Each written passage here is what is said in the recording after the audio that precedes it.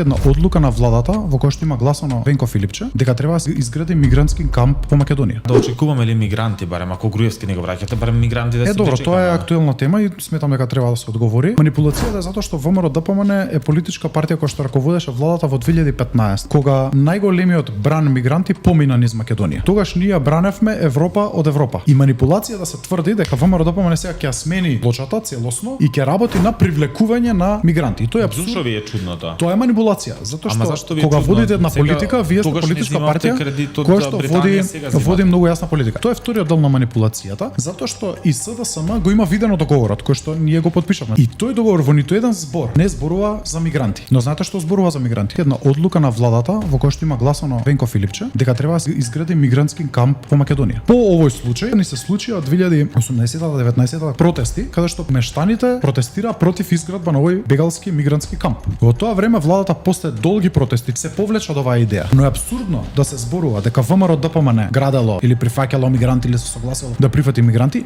без ниту еден доказ. Премиерот и денеска исто така многу јасно кажува дека таков договор ниту има, ниту се планира да има, додека е тој премиер на оваа влада, било кој мигрант ќе дојде во државата. Добро, и Зоран Заев ветуваше дека нема да го промени името, па знаете што се случи. Дека разликата меѓу Христијан Мицкоски и Зоран Заев е Ќе се согласите дека политичар е политичар и е функција. Се враќаме на првата теза која што имаме денес, дека граѓаните се уште не им веруваат на политичарите и јас тоа го разбирам. Да сумирам и вие по теркот на премиерот Мицкоски ќе кажете.